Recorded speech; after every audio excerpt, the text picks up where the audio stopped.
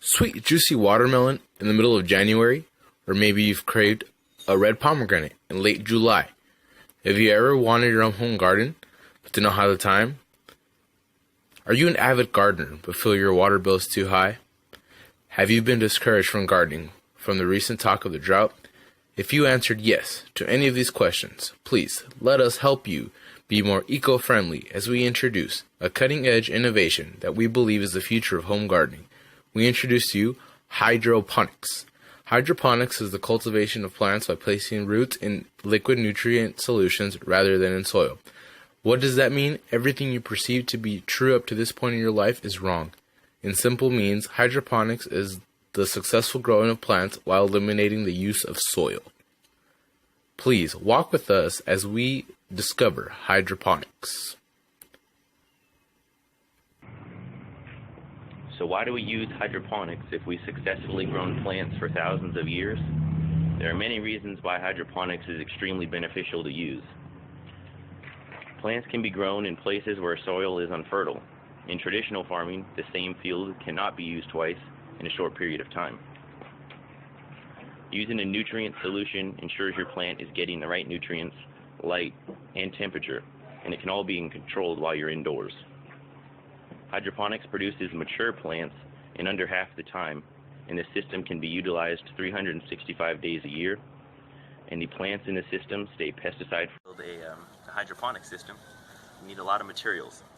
You need a PVC pipe, a 5-gallon bucket, 2 cement trays, a hose, and a pump.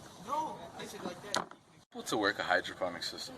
First, you take your PVC fitting and you place it inside the lid of the 5-gallon bucket. Once you put your PVC fitting inside, you put a pump inside your bucket. You run the hose and the electrical through another hole inside the lid.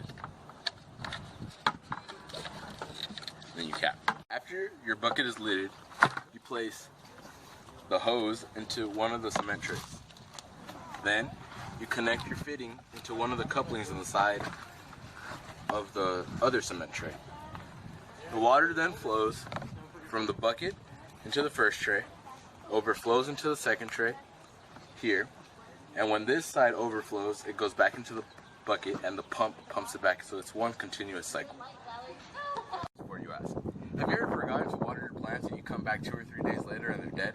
Well, that fixes this problem entirely. What you do is you take, we use cups just to be eco-friendly and money-wise, and you would drill holes in the side of the cup so the roots can come out.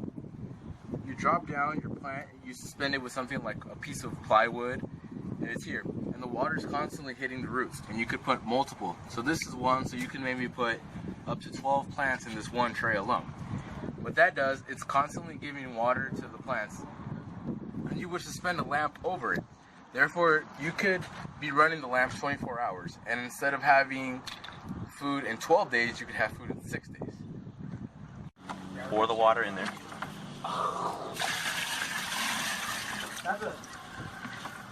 Then the pump pumps the water through the hose to this cement tray right here, and then when this gets so full, it puts the water to these PVC pipes to this tray, and then puts the water back in through this PVC pipe to the bucket. That way we never use more water, we always use the same water.